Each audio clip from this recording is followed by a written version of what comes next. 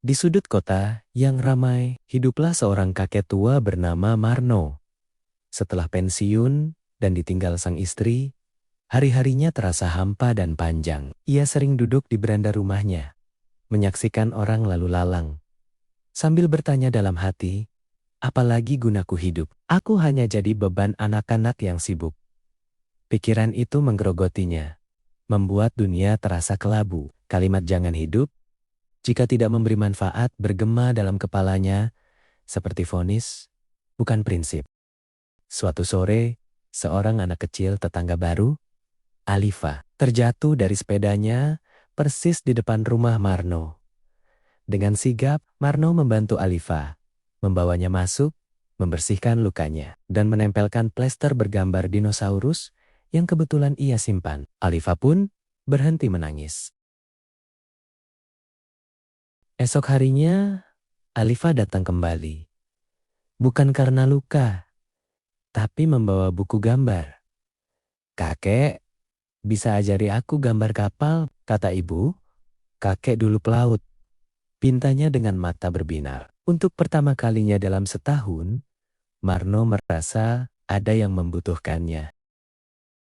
Kedatangan Alifa menjadi pintu. Perlahan, anak-anak lain di sekitar rumah mulai berani mendekat. Marno, yang ternyata ahli, membuat mainan kayu sederhana dan tahu banyak cerita petualangan tiba-tiba menjadi kakek bagi seluruh anak di lorong itu. Teras rumahnya yang sunyi berubah menjadi sanggar kecil yang riuh tawa. Ia mengajari mereka membuat perahu dari pelepah pisang, bercerita tentang bintang, dan mendengarkan celotehan mereka. Cahaya kembali muncul di mata Marno. Ia menemukan bahwa memberi manfaat tidak harus perkara besar. Telinga yang mendengar dan keterampilan sederhana untuk berbagi adalah cara memberi makna. Musim hujan tiba. Banjir melanda lingkungan mereka. Saat warga sibuk menyelamatkan barang, Marno justru mengumpulkan anak-anak di teras rumahnya yang lebih tinggi. Dengan tenang, ia mengorganisir mereka.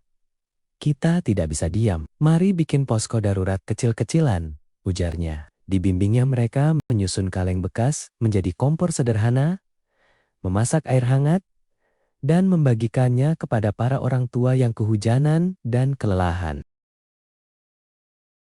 Para orang tua tersentuh melihat semangat anak-anak mereka. Di tengah kesulitan, teras rumah Marno menjadi pusat kehangatan dan harapan.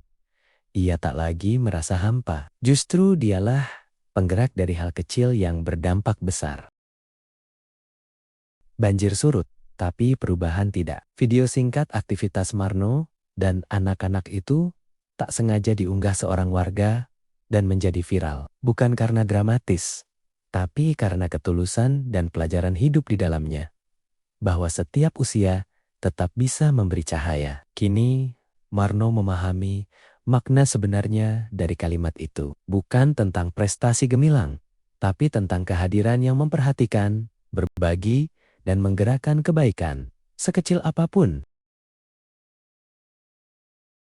Hidupnya, yang dulu dianggapnya tak berguna, kini penuh warna dan tawa. Cerita Marno mengingatkan kita, manfaat terbesar seringkali dimulai dari hal sederhana, dari hati yang mau peduli dan tangan yang mau mengulur.